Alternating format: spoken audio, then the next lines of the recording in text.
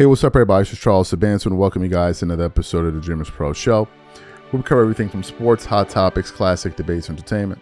And we give you guys a fresh perspective on things and how we see them. And it's over, right? It's over. And now Laker fans are beginning to revolt. But before we get into it, please make sure you like the video and sub to the channel. Be sure to follow me on Instagram.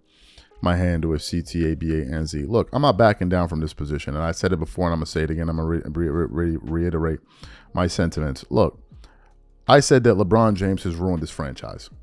I sincerely believe that. It has been nothing but turmoil since this guy's gotten there. Turmoil, chaos, his ridiculous fans found a way to infiltrate the building. And it's just been a total mess. You have honey stuck all over the floor, one's flying in the sky. It's been a total mess, right? But at the time that the news was circulating about LeBron potentially becoming a Los Angeles Lakers, some fans, or a lot of Laker fans, we're not excited about the idea. Not because LeBron wasn't a great NBA player, was because of all of the antics and everything that comes with this guy, right? That's why a lot of fans were trepidatious about it. Now, fast forward to this year. When we got the news that LeBron was going to be missing a bunch of games, I was celebrating. One of the reasons I was celebrating is now because finally I can support the team that I've been supporting since the early 2000s, so like 2002, 2003. So I can finally watch the team now.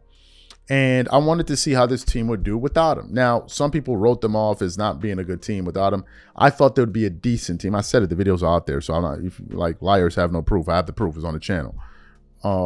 So I was saying this, but I was always worried when he would return because I thought, especially how the Lakers were playing from a chemistry standpoint, how they were playing on the floor. They were a much better defensive team, although they were not a great defensive team. I felt like him coming back was going to ruin everything that they had built. Right? This is what I felt. And sure enough, when he came back, he picked strategically the worst teams to play in the Western Conference in the Utah Jazz in back-to-backs. And I remember when he came back that first game, and I think he had 11 points and 10 assists or something like that, or 10 points, 11 assists. And I remember some LeBron fans like Lowe and all of these other clowns running around here twerking it up all over the internet, pouring honey all over each other's booties, talking about LeBron gives the Lakers something that they didn't have. I'm like, look at these idiots here. Look at these idiots here. You're talking about he gave them something they didn't have against the bloody Utah Jazz. Wow. Very insightful stuff that you guys are giving out. Like, very insightful analysis, man. You should be on ESPN with this kind of stuff. So they were doing that, but I still felt like he was going to ruin the team. And then what happened? He started playing with, of course, Austin Reeves. Immediately, you saw Austin Reeves' numbers take a hit. And then they started losing, right?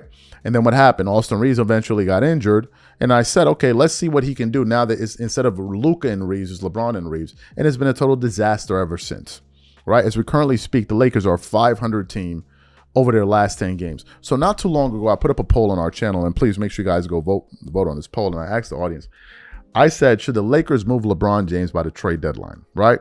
Maybe I should have phrased the wording different. And in the 2 hours, we have about 3,000 voters.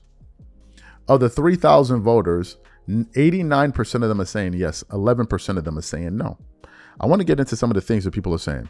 Trade him to Shady Pines retirement home. I wish they could cut him, but he has a no-trade clause in his contract. They should trade his son to send a message. His contract expires in March, so it doesn't matter. It's a win for LA. Another guy said, bro, he is killing this team. Just pay him out and dump him and Bronny Jr. The Lakers were so happy for 15 games at the beginning of the season. Now the cloud is over them. Another guy said should be an option of retiring. Another guy said send him home like Chris Paul. Another viewer, move him sooner. Who wants the drama on their team? The man has a no-trade clause written in his contract. It would be wise, though, to bench him and reduce his minutes significantly. However, I don't think J.J. Redick has the courage to do either of those things. Get him gone now. He has a no-trade clause. The season was over before it started.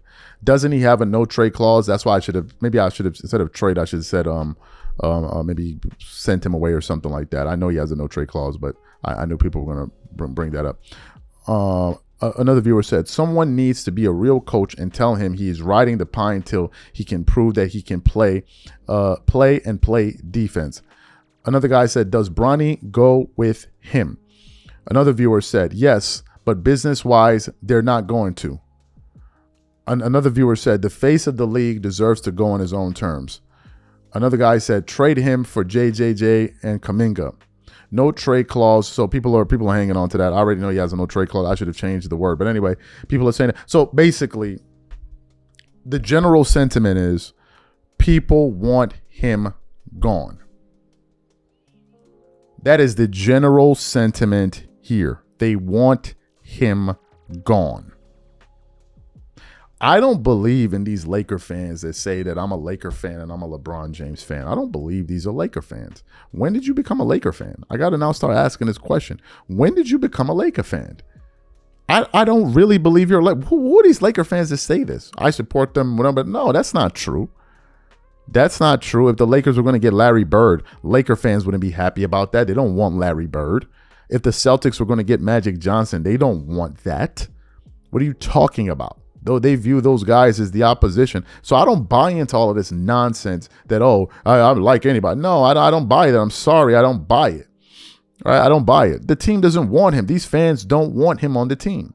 And beyond the fact that they're not playing well, look at the drama and the toxicity that follows this guy. Look at the mess that his agent has been causing ever since he got his podcast.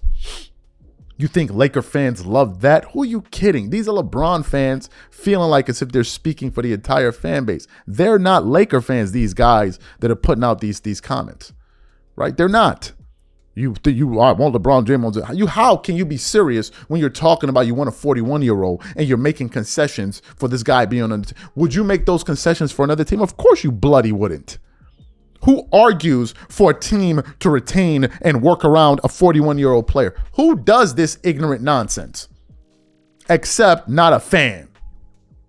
Who else would advocate for this? Does this make any sense from a sports standpoint? Of course it doesn't. Right? Of course it doesn't. And some people get upset when I bring this up. I don't care, because you got enough of his supporters out there. They're going to sit up there and twerk it up all over the table, pour honey all over each other's ass cracks, and then slap each other with honey sticks while they holler and scream LeBron James's name.